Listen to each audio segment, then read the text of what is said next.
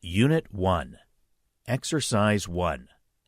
How are category judgments made when they don't rely on typicality?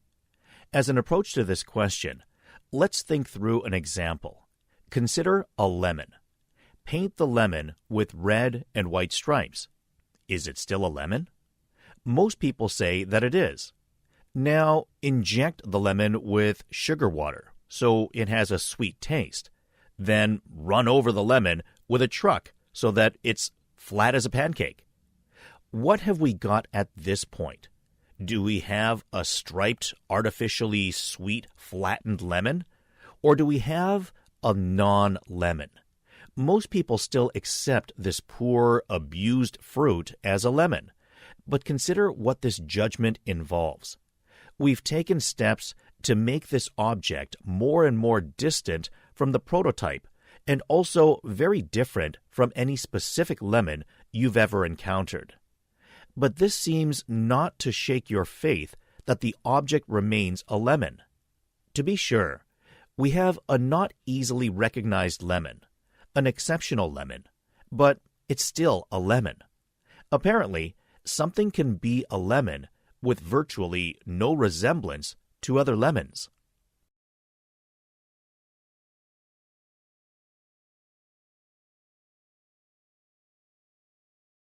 Exercise 2. There's a reason so many of the studies that found that incentives undermine motivation were conducted with children. Children are busy figuring out their likes and dislikes. When I ask my 8-year-old if he likes a subject at school, he needs to think about it. He doesn't intuitively know the answer the way you might. Children are relatively new to a world that's largely controlled by adults, so many of the activities that occupy their days need explanation. They might ask themselves, am I drawing because I like to draw, or because my teacher made me draw? Or, does this food taste good to me, or am I eating it because otherwise I won't get dessert? Incentives give them the clues to start piecing together their likes and dislikes. And if you're a child and an adult is willing to pay you to do something, that's a clue that you wouldn't otherwise enjoy doing it.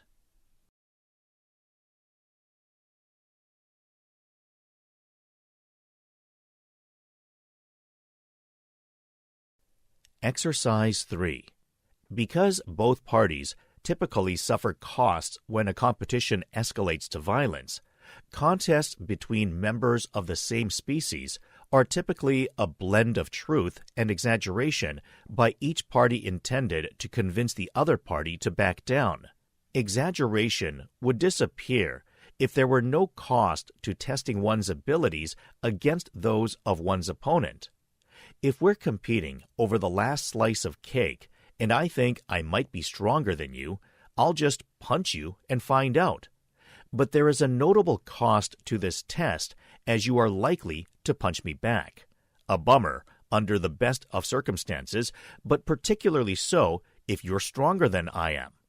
It is this guaranteed cost of competition that allows deceptive individuals to exaggerate their strengths and play down their weaknesses without necessarily getting caught.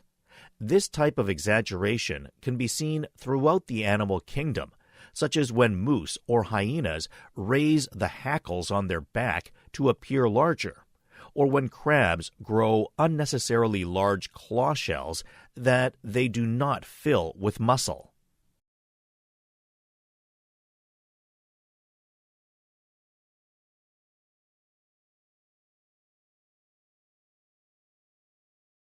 Exercise 4. Other people's reactions can influence whether any one individual decides to help. No one wants to foolishly rush to help in a case that may not be an emergency after all. In fact, people sometimes fail to act because they fear appearing foolish in front of others. So we usually keep calm and check to see what others present are doing. Of course, if everyone is also keeping calm while they check the reactions of others, everyone will conclude that help is not needed or that norms make helping inappropriate. In one series of studies, experimenters arranged for smoke to pour into a laboratory room in which students were sitting completing questionnaires. When the students were alone, their concern at the unusual situation soon led them to seek help. But when two Confederates in the room showed no reaction to the smoke, participants also did nothing. When people notice that bystanders and passerby are unresponsive, that observation reduces the likelihood that they will help. Thus, one way that the presence of bystanders can influence helping is by suggesting that helping is contrary to norms.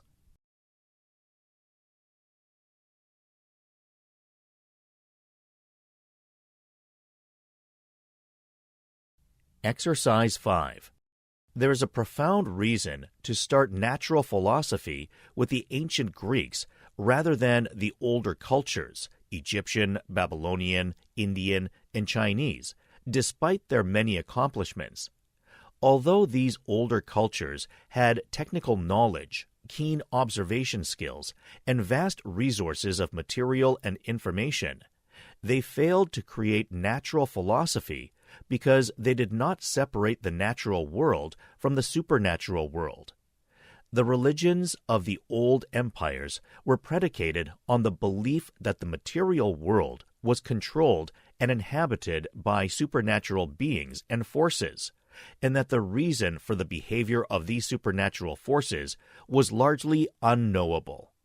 Although there were many technical developments in the societies of the Four River cultures, the intellectual heritage was dominated by the priests and their interests in the material world as an extension of their concepts of theology.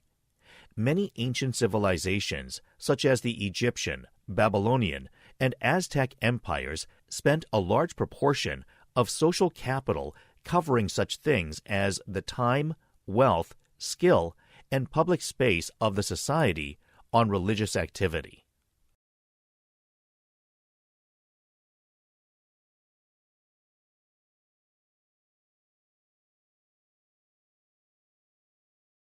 Exercise 6.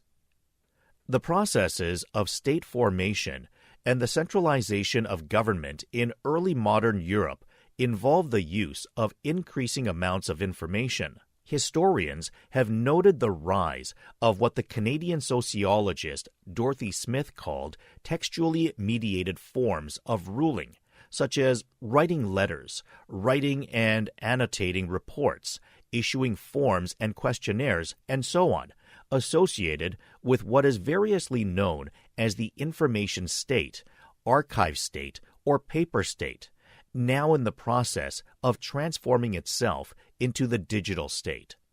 This process may be described as the rise of bureaucracy in the original sense of the term, the rule of the bureau or office and its officials. These officials both issued and followed written orders and recorded these orders in their files, together with the reports on the political situation at home and abroad that assisted decision-making.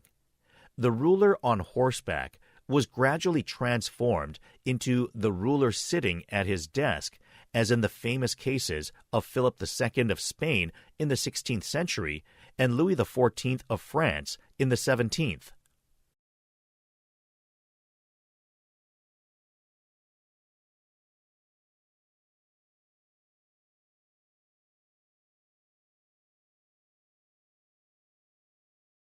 Exercise 7.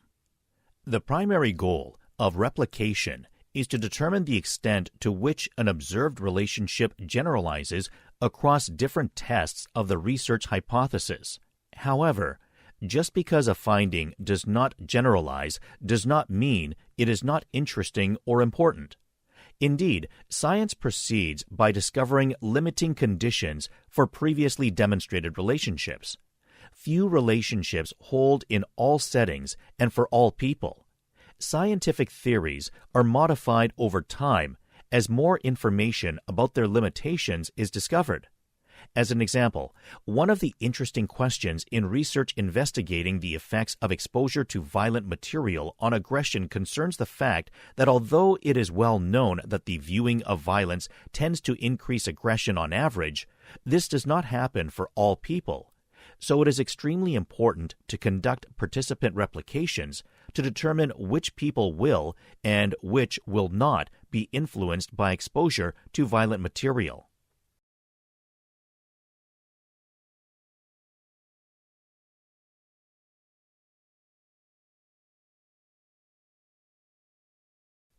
Exercise 8.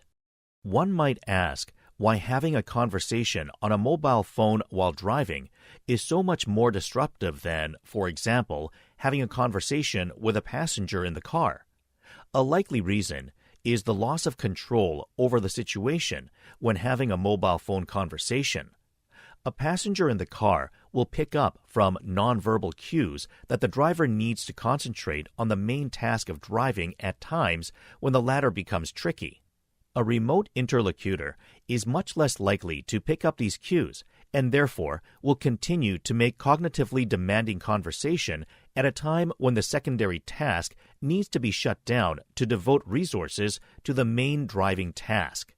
A cognitively demanding conversation, especially one over which the driver has little or no control in terms of dynamically adjusting his or her allocation of cognitive resources, appears to interfere with computation of speeds, distances, and widths as required by the driving task, probably as a result of diminished attention to sensory inputs. Use of a mobile phone also demands other secondary tasks, such as inputting of a telephone number on the keypad, which would also tend to interfere with the main driving task.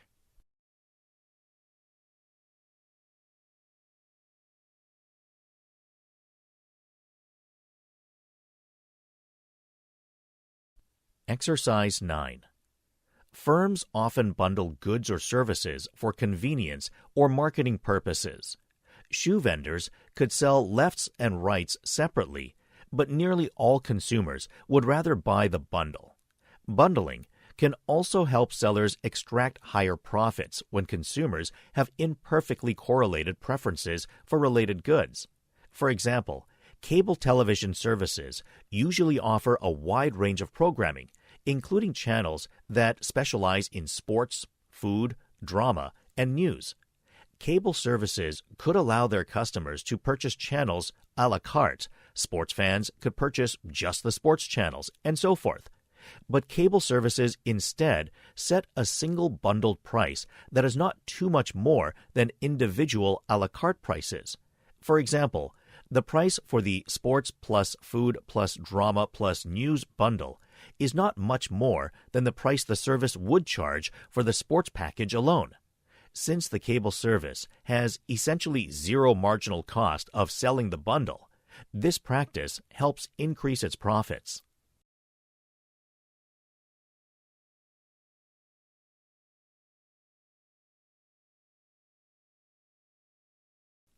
Exercise 10. Many studies have shown that the brain cannot recognize the difference between a well-imagined experience and the real thing. Try this experiment. Imagine that you have a beautiful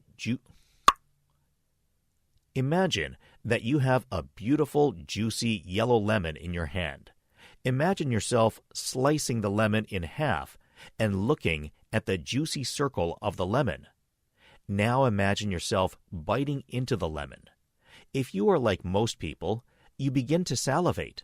You may feel some tightness in your throat from the sourness, but you can see that since there is no real lemon, you are having a physiological reaction to an imagined experience. So too with organizing. The more vividly you can imagine arriving on time in a calm, relaxed fashion, the more your body receives signals from your brain that it is a true experience. Through visualizing, you are practicing for reality.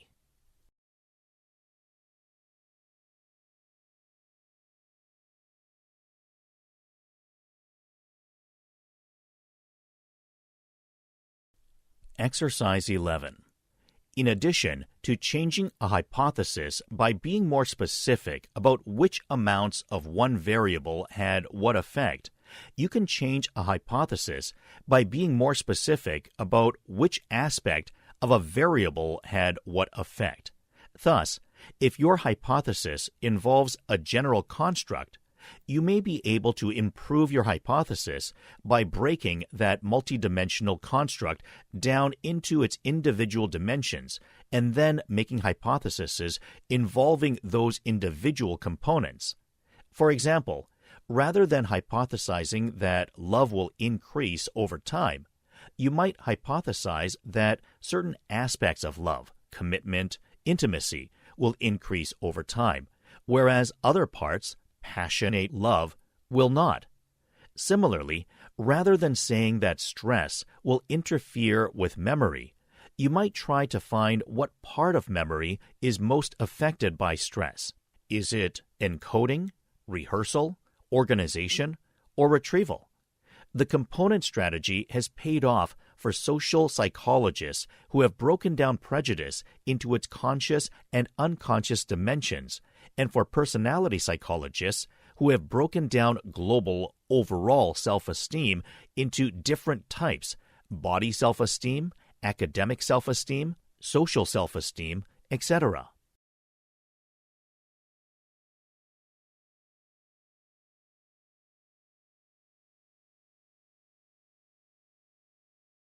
Exercise 12. Most organizations and leaders get into trouble in the implementation phase of the leadership process. With self-serving leaders at the helm, the traditional hierarchical pyramid is kept alive and well. When that happens, who do people think they work for? The people above them. The minute you think you work for the person above you for implementation, you are assuming that person, your boss, is responsible and your job is being responsive to that boss and to his or her whims or wishes. Now, boss watching becomes a popular sport and people get promoted on their upward influencing skills. As a result, all the energy of the organization is moving up the hierarchy, away from customers and the frontline folks who are closest to the action. What you get is a duck pond.